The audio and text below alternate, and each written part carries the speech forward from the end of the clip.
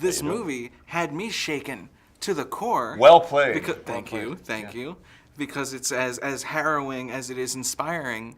And I wanted to ask you something, which is why I'm here. When you're doing a movie that is so deadly serious, completely straight, how is the atmosphere on set in between takes and in between days even? Is it morbid? Do you guys have a good time in between shots? What is that experience? I think it depends on the actors involved. Some, like Armie, are able to switch on and off between takes and get straight back into it. Others like Amandeep Singh, who played one of the young gunmen, went full method. In fact, with the gunman, we had a bit of a tactic, which was in between takes, because 3 of them had never actually acted, in a film of this scale before.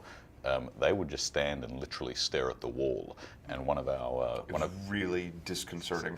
It was, and it did create a creepy stare at atmosphere. the walls. It was Well, also one thing that Anthony did, there were giant speakers kind of hidden around set, and he would have a remote on his phone, and every now and then would push a button, and the sound of machine gun fire would break out, or grenades. So in between takes, you never had a moment to just relax. You always heard gunshots or grenades when you weren't expecting it, and it kept everybody really tense. On edge, yeah.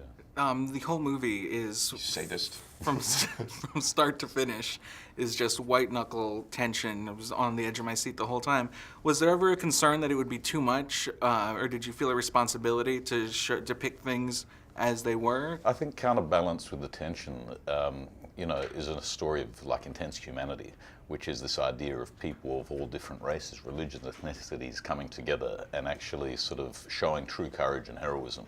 And I think in order to sort of, show the strength and resilience that these people had, you had to understand the depths of what they went through. And, so the intention was always to not shy away from the intensity, this is a terror attack. And, we didn't want to shy away from the reality of that. At the same time, you need the darkness to appreciate the light. And there is a lot of light in this film. These people who came out the other side of these attacks had transformative experiences, and in many cases they demonstrated they were not going to be cowed by this.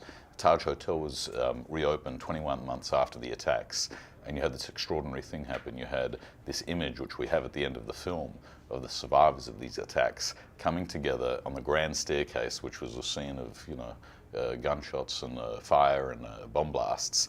And all the survivors, who still worked at the Taj, came back together with many who came back from other parts of the world, and they locked arms in a symbol of solidarity. And more so than that, just 3 weeks after the attack, the Taj Hotel and Hemant Oberoi together reopened the first of the 12 restaurants after the attacks.